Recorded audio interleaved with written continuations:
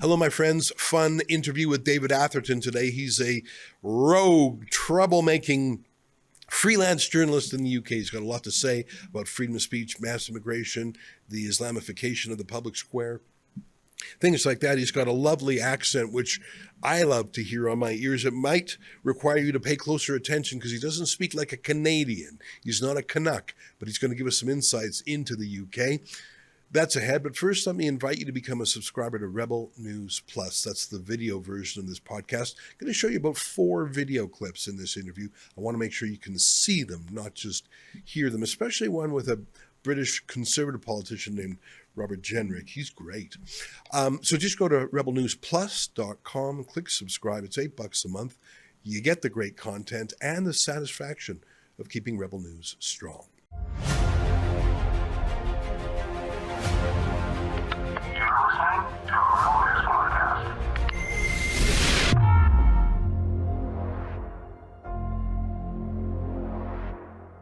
Tonight, the latest on two-tier justice, free speech, and mass immigration in the United Kingdom. A feature interview with David Atherton. It's July 1st, and this is the Ezra Levant Show. Shame on you, you censorious thug.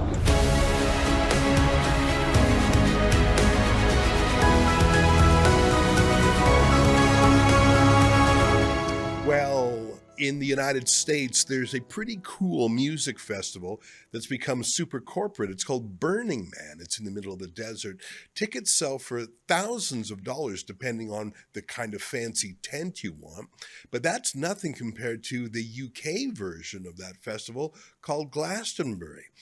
£400, that's almost $700, for a regular ticket. This is not a poor people's concert. It's for the fancy people. And one of the observations people always make is that the politics of Glastonbury are very much left-wing, progressive, exhibitionist, virtue signaling, luxury beliefs that come with a luxury concert. For example, the security around Glastonbury is enormous. Very tall fences, high security gates. While inside, they talk about having no borders style open immigration. It's quite something. It's always been left-wing, but yesterday hit a new low. Take a look at this singer from the band called Bob Dylan. I wonder if he knows that his riff on Bob Dylan, that Bob Dylan was a Jew named Robert Zimmerman. I don't think he knows, and he might change the name if he knew, because let me just sum it up. That guy doesn't really like Jews. And he doesn't really like England either. I'm going to play 2 clips from him. Here he is chanting for the globalization of the Intifada and the ethnic cleansing of Israel. Here, take a listen. Free, free, free, free. Alright, but have you heard this one though? Death, death to the IDF. Death, death to the IDF. Death, death to the IDF. Death, death to the IDF.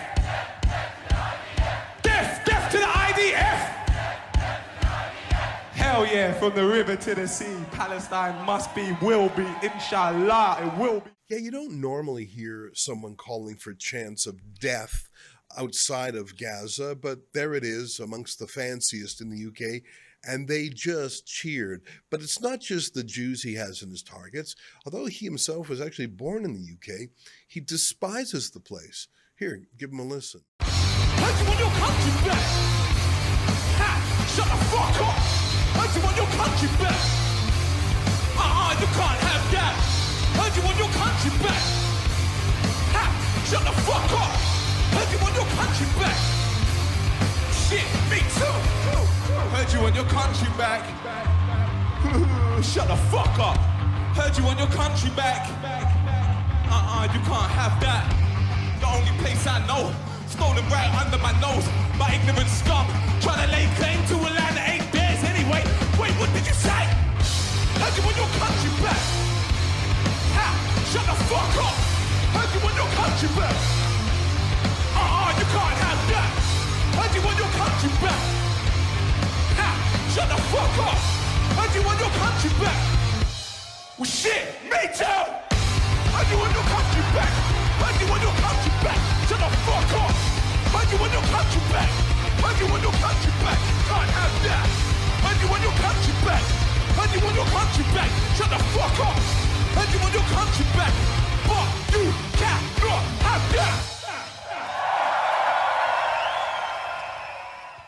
The reason I mention that is because that was streamed live on the BBC state broadcaster. It was an approved musical act by Glastonbury, and it was of a piece with other pro-terrorist acts. And I say pro-terrorism, I'm not using that as an insult. That is an observation. There's an Irish band called Kneecap, named after the tactic of shooting people in the knees. Their lead singer is almost 40, so he wears a face covering balaclava to appear younger and more menacing. Kneecap, they go much further. They don't dispense with using the word Zionist. They just come right out and say it. They're for the terrorist groups Hamas and Hezbollah. They're not afraid to show it. Here's a clip of them. They were playing over the weekend in Glastonbury, and here they are in the United Kingdom actually breaking out a terrorist flag, which is quite something. I mean, if I said to you, can you acquire a terrorist flag, you would probably say, I'm not sure how to do that. These guys figured it out, and they were only too happy to fly it. Take a look.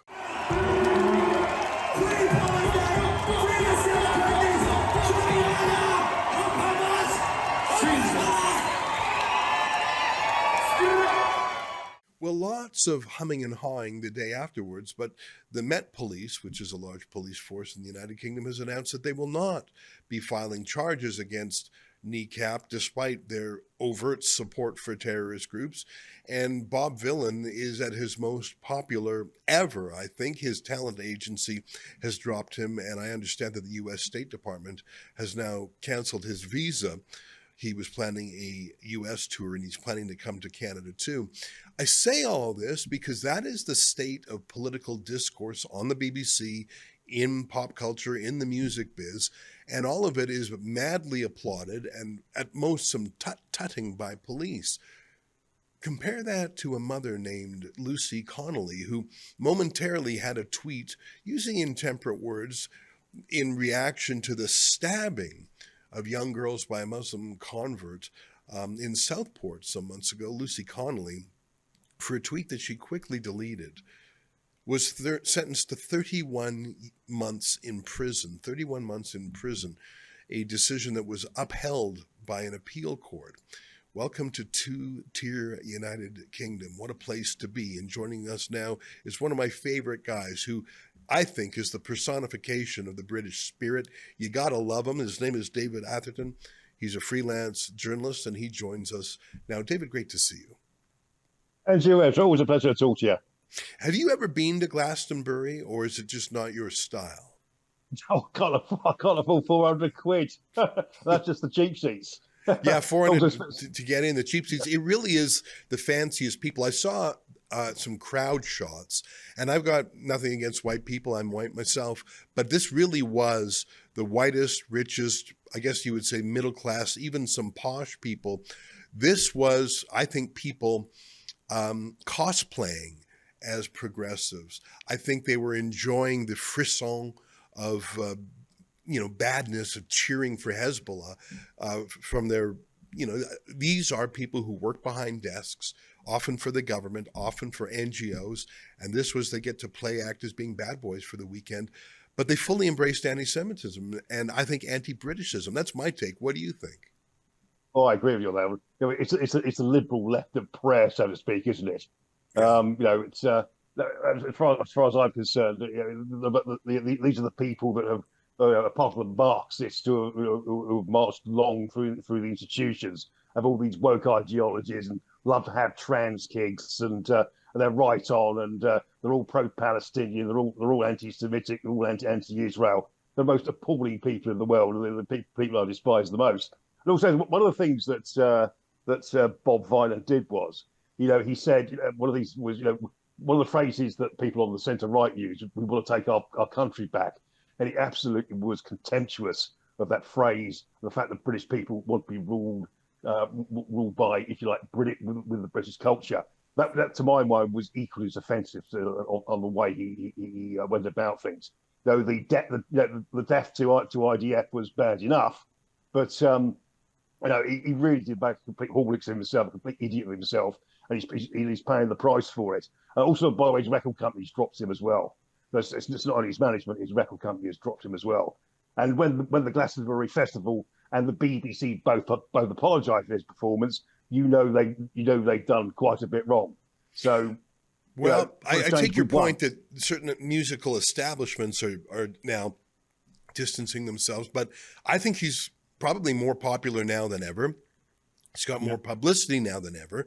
And in the age of the internet, I think he's going to do very well. I mean, Kneecap, the harder and the crazier they go, the more pro-terrorists they go, the more free headlines they get. I mean, they're not particularly good musically, but I mean, look across the pond in New York City, you've got Zoran Mamdani, a communist Palestinian, pro-Palestinian extremist, is leading the polls to be the mayor. So I think that the old establishment is distancing himself, but these are the princes of the new establishment. And the worse they are, the more they're, it's like that. I don't know if you followed it in the UK, this murderer, Luigi, this accused murderer, who walked up to a healthcare CEO and just shot him, assassinated him in broad daylight, has been turned into a kind of sex symbol hero by the left. And I think there's a madness afoot. Is that going on in the UK to the same extent? Well, it is to a great extent. The most horrible thing about Bob Vyland's performance was anti-Semitism has now gone mainstream. Everyone feels comfortable being anti-Semitic. You might, I don't know whether I mentioned it, but I'm actually of Jewish heritage myself on my mother's side, going back to 1656 in Britain. Well, in England, then it would have been in England in that time. I don't get that much anti-Semitic abuse, but I get enough to be getting on with it, kind of thing. So no, this is really is. Britain has really dug itself a hole when it comes to who can have an opinion, who can't have an opinion, who gets cancelled for having an opinion, and who doesn't get cancelled for an opinion. You know, by the way, very briefly, I should also point out that. Even Ofcom have actually will be investigating the BBC because it went out live in the afternoon with supposedly with a family orgies. I think he swore as well. So they could really, he really could be, and them and the BBC really could be in trouble. You know, one of the tough things here is censorship, because I think you and me both believe in freedom of speech.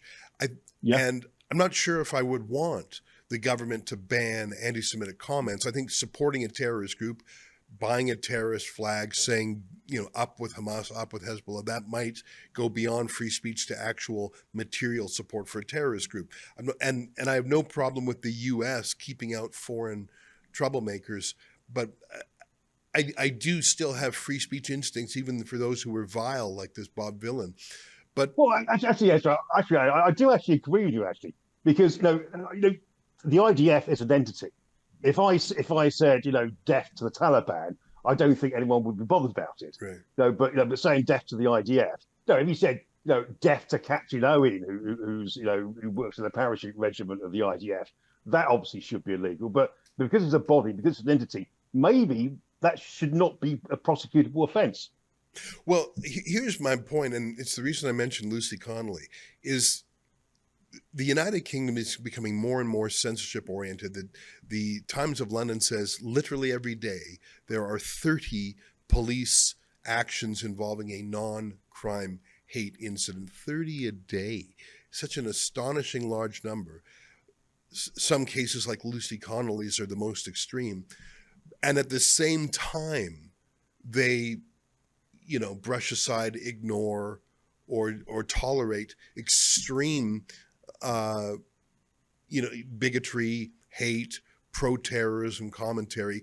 I think there's a two-tier system here at play. I mean, you mentioned Ofcom. Here in Canada, we would refer to that as the CRTC. It's the broadcast regulator that reviews shows. They beat up GB News. They beat up Mark Stein on GB News for interviewing a COVID skeptic. Like they jump on Nigel Farage for not being balanced. So they're exquisitely curious if there's a conservative who says something that's just edgy, although none of the people I mentioned have said anything like F the Jews or whatever. But they're just absolutely timid to take on a crowd of tens of thousands of cheering Hamas supporters. I think they're afraid. I think they're politically afraid. That's my beef with the UK. It's a two-tier justice system. Imagine if Tommy Robinson had said those things that Bob Villain had said. We did. He'd bang up for 10 years for that. Yeah. And by the way, I seem to be the only person who's come up with this unique theory of what's going on in the world, or with Israel and what have you.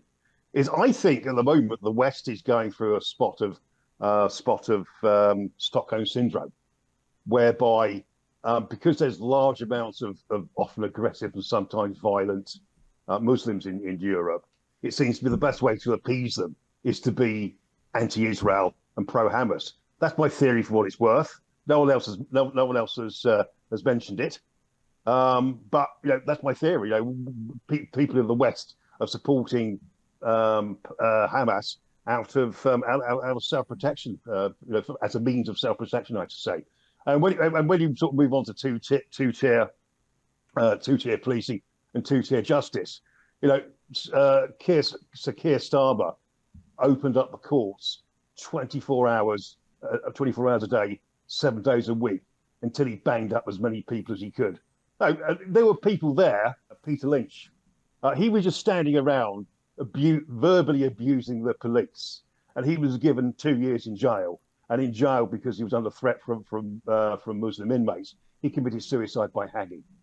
That's absolutely disgusting. It's not only him. There's Wayne O'Rourke. He's serving 3 years. He's serving 3 years at the moment. And the worst thing he said was he commented on burning cars, and he said, "Let's have some more. Let's have some more of that. Or go on, lads." He was encouraging people. Yeah. He shouldn't have said that. He's wrong to say that. He should be punished for it, but it should not be 3 years. And I think what Starmer felt at the time of when Axel Kabbalah murdered those 3 little girls was he knew how angry we were, and we still remain angry. And the fact that Tommy Robinson was banged up for such a long time and treated so horribly, which borders on torture, it's all welling up.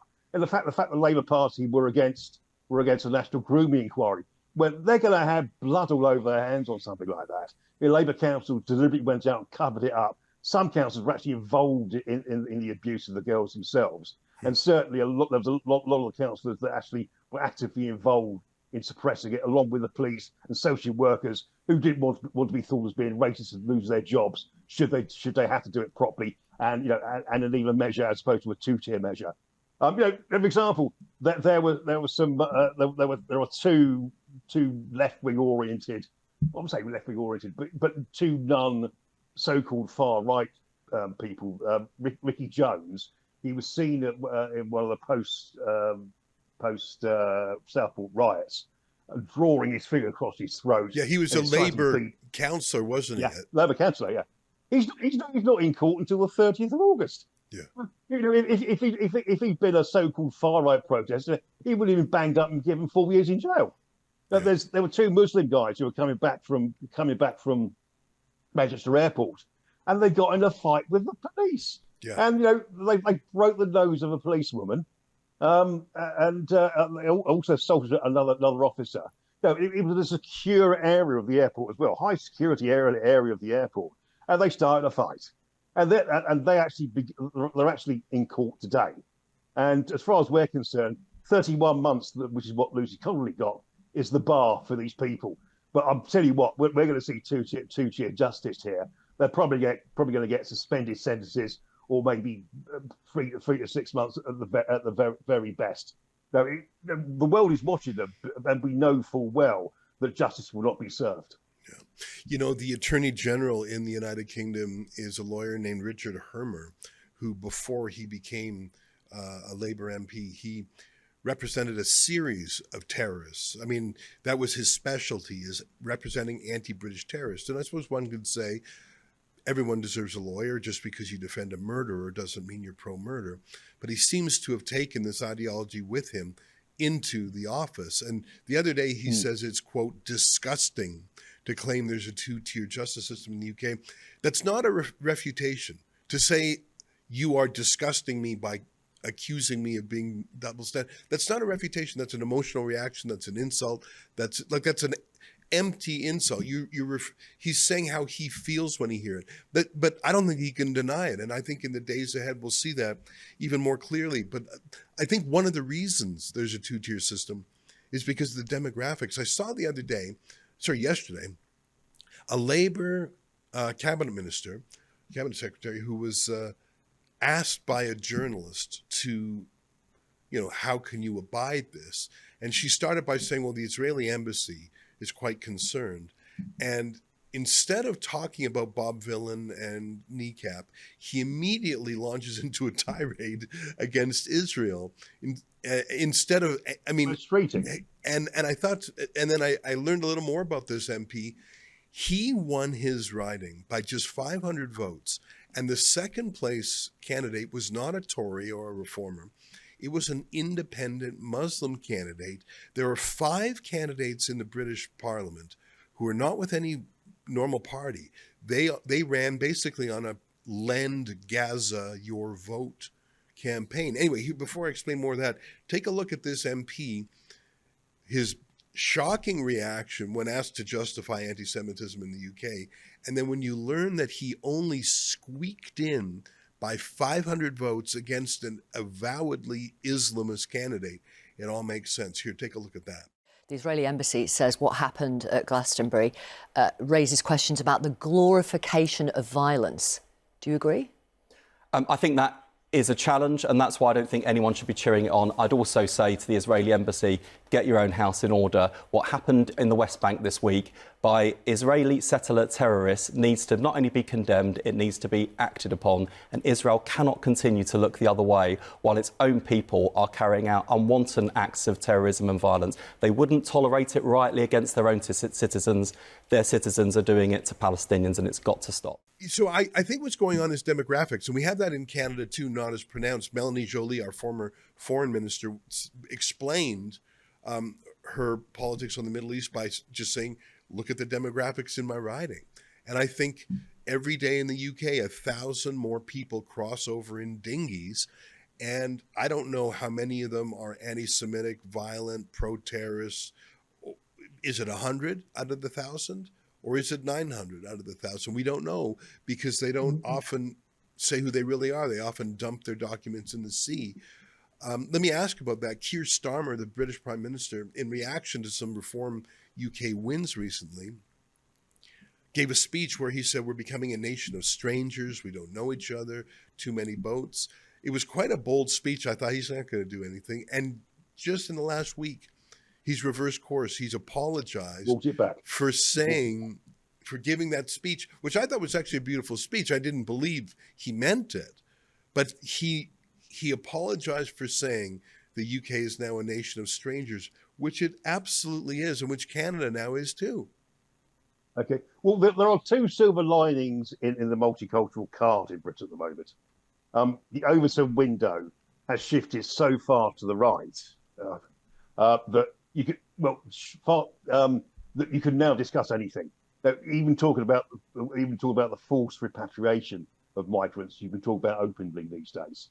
The buzzword is re-emigration, and also the other silver lining of the cloud is if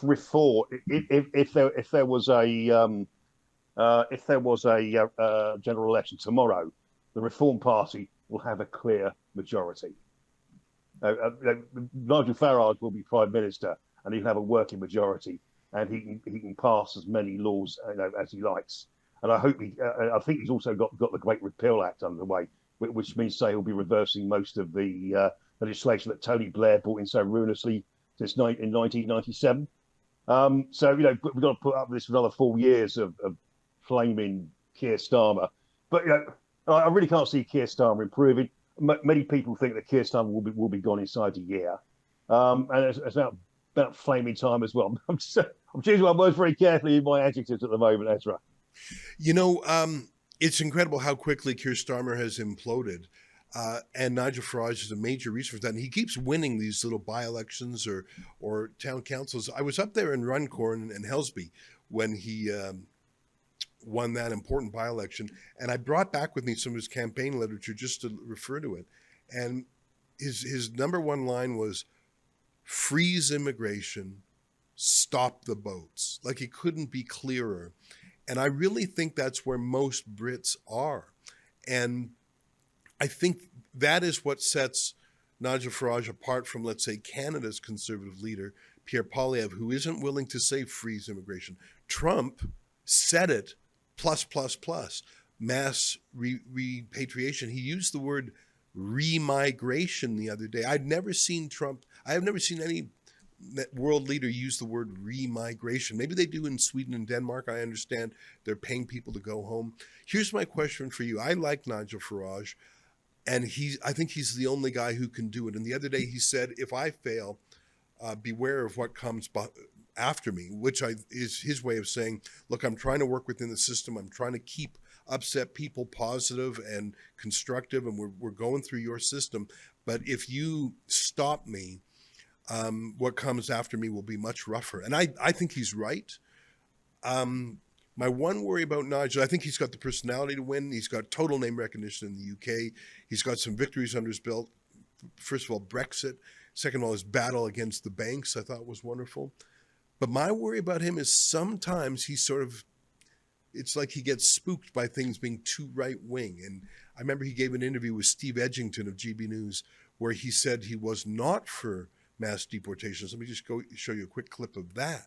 Do you support that mass deportations? Trump says in America that he wants mass deportations. We're talking about hundreds of thousands of illegal immigrants are in Britain at the moment. Some estimates say the number could even be in, 1 million plus. So do you support deporting all of those people? It's impossible to do. Literally impossible to do. But do we have to begin the process? Yes. Look, we're told that we can't send people back to Afghanistan, right? That's impossible. Well, Germany, 2 weeks ago, did. Germany sent a plane load of people back to Afghanistan. If the Germans can do it, I'm certainly sure we can. But if the Americans can do it, for example, in America, they are able to deport a lot of people. I know they haven't under this administration, but Trump was able to. It's not totally impossible, is it? I mean, it should be an ambition, at least. Is it your ambition? The mass deportations in America really happened under Eisenhower, where back in the 50s, he deported over 1 million people who'd come to America illegally. For us, at the moment, it's a political impossibility. But is it your ambition? No. I'm not going to get dragged down the route of mass deportations or anything like that. I think it's pretty clear there are a lot of people that have come who should not be given leave to remain. It's a heck of a job. I just think with the backlogs, with all the problems we've got, we've got to go down the Tony Abbott route. We've got, the Australian Prime Minister who stopped this. We've absolutely got to be clear. We won't accept this. We're not going to put people in hotels. We have to start somewhere. Now, he's since firmed up on that, but, Reform UK is really one guy.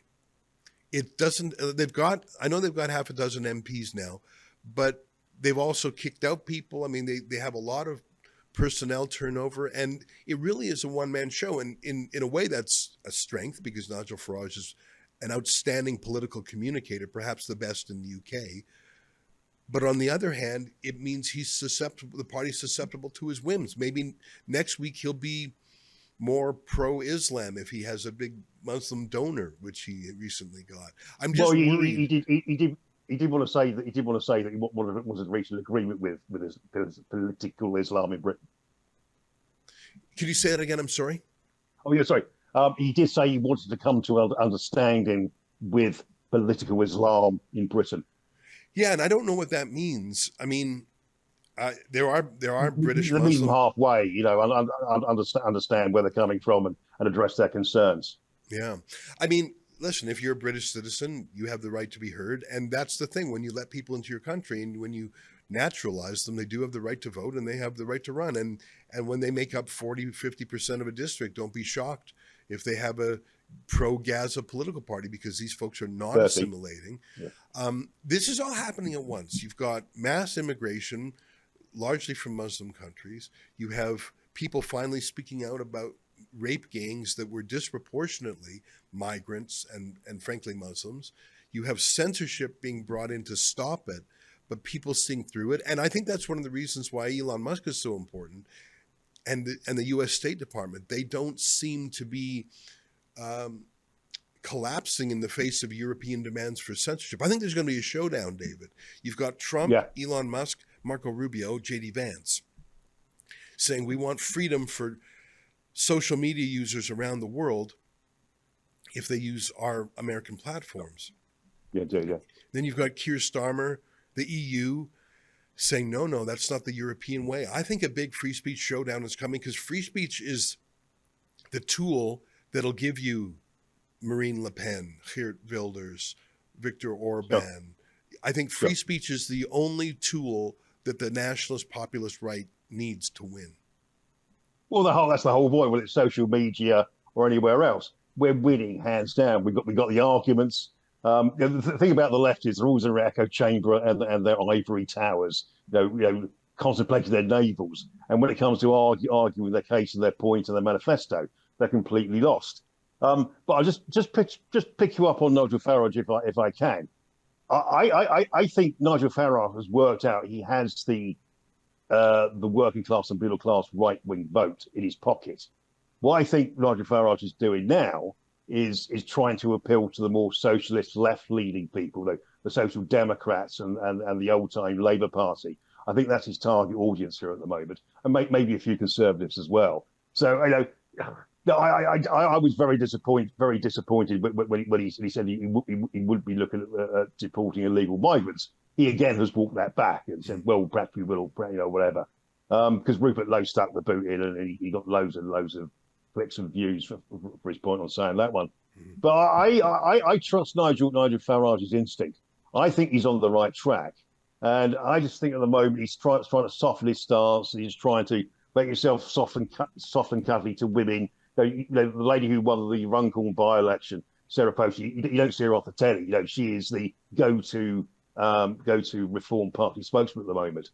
So no, I think he's, he doesn't want to frighten the horses. He doesn't want to upset the apple cart. So I think he's doing particularly well on that. It's very interesting to me to see a few MPs from a variety of parties speaking out. Rupert Lowe, you mentioned, was with Reform. He's no longer in Reform, but he's in Parliament. He's speaking very boldly. He's got this independent inquiry. I just forgot the name of the Conservative Party.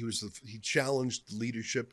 He didn't beat Kemi Badenoch, but Robert Jedrick. That's right, and he's just on social media making these very powerful videos. I mean, he's coming out with one a week. It's sort of the same thing Pierre Poilievre did in Canada, which is having fairly meaty videos direct to social media. He's not even talking to the press. Here, let me throw one on the screen to take a look. I think this guy's really good. I sort of wish he had won the Conservative leadership. Take a look. Let me tell you something about the housing crisis that nobody ever talks about. If you live here in London, you're paying an estimated £216 in rent every single month due to the demand from immigration since 2001. That's £2.5 grand every year. Across England, you're paying £132 extra every month. This is according to first-of-its-kind research from Onward, which has shown the link between mass migration and our housing crisis. Just think of what you could do with that kind of money. The truth is, we'll never be able to build our way out of the housing crisis if demand from immigration stays this high. In 2022 alone, we'd have needed to build 515,000 new homes just to keep up with new arrivals. Look, I am as pro-housing as anyone, but that is just not possible. Limited high-skilled migration is a good thing for young people, but we've seen for far too long mass unskilled migration, putting pressure on public services and rents. The truth is, that makes young people poorer and home ownership unobtainable. Uncontrolled migration isn't working for anyone in this country, and it's time we put a stop to it. So the interesting thing is that these folks are allowed to do this. Jenrick, as you say, he, his leader, Kemi Badenoch, is tolerating this. I think it's because they see they had 14 years to fix a problem. They didn't. People don't trust them. Now that the Conservatives look like they're in third place. But I like what they're at least saying now in their impotence and opposition. Oh, okay. Well, I can exclusively reveal to Rebel News. Funny enough, I had this off-the-record conversation, funnily enough, last week, actually. And I was chatting to a special advisor. Better not be someone quite senior. And I said, have you guys seen the light? Are you like Saul on the road to Damascus? The blinding lights come out. You realise that it's wasted 14 years. You've got to apologise for it. And are you genuine genuine in looking to sort of amend your ways and improve the policies and implement the policies that we all want. The Shadow Home Secretary Chris Philp has definitely caught the eye. Now, he's been particularly good on immigration. Now, for example, when it comes to your permanent residency after being here 5 years, he suggested that we adopt the Danish model, whereby they work out how much you take in benefits, how much you paid in tax, and if you cost the country money, you don't get your residency and you have to leave. But yeah, Robert Jenrick has been, he's always been very good. And I've always got the impression Robert Jenrick was always once considered to be sort of the one nation Tory wet, i.e. on the left of the party. He could be appeasing. He could be appeasing at the time David Cameron, who was then the Prime Minister. But I think most people are quite willing to give him the benefit of the doubt. He became immigration minister for a couple of years, and he saw what a complete and utter mess. I think it was under Rishi Sunak. Became an immigration minister, and he saw what a mess it was. He saw, how our system was being abused. He saw that the civil service were complicit in maximising the number of people that come over here, and also the civil service blocking any reform or any new laws when it came to the civil service. I'm going to give Robert Jenrick the benefit of the doubt and say that he's genuine. They also think that if there's no improvement in the polls, I think the next set of major elections are May next year, the local elections. And if the Conservative Party does poorly there, it's believed that Kemi Badenoch is on her way out. The major problem you have with the Conservative Party in this country is it's ruled by CCHQ, Conservative Central Headquarters. And these are the people that have managed to, they've chosen all these wet candidates, all these sort of liberal Democrat type candidates, and they were not really true Conservatives. There's a couple of guys who are thought to have a disproportionate amount of influence, over the party. Even when Rishi Sunak was Prime Minister, it is also believed that what led to the demise of Liz Truss wasn't this so-called peak in bond markets. I.e., the price the government has to pay back on interest. In fact, it's now higher under Rachel Reeves and Keir Starmer than it was under Liz Truss. But because she wasn't a globalist and wasn't a swamp or a blob type person, they deliberately went out to get her fired. Now, this really is a real conspiracy, and she's nearly enough upset. Liz Truss has nearly said enough, in public. When she's been doing interviews. She puts it a lot more softly than me, but you get the overwhelming impression. And yes, it was Andrew Bailey, the Bank of England, who really stitched her up the most. Let's name and shame. I want to close by quoting Pierre Poilievre, who just over the weekend made a tweet that Pierre Poilievre, even 6 months ago, would never have had the courage to say. Let me read it to you in full. We need massive and immediate reduction in incoming international students. We do not have housing, jobs, and healthcare. Yet the Carney Liberals continue with another 500,000 students this year. Immigration levels must be cut to bring down population while we focus on jobs, homes, and healthcare for Canadians. Now that's good as far as it goes, but it doesn't talk about 500,000 temporary foreign workers, hundreds of thousands of fake refugees, and then 500,000, quote, normal migrants. There's 2 million people coming into our country every year, half the population of the UK, but we actually have more migrants than they do.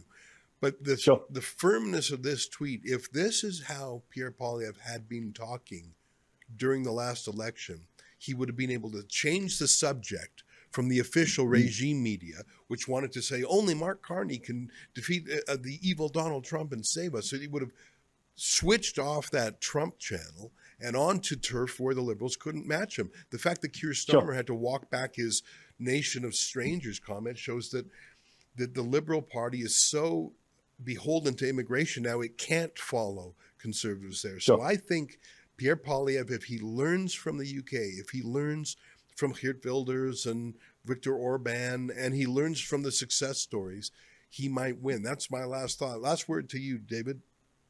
Well, it is such a shame for the Canadian people Pierre wasn't elected.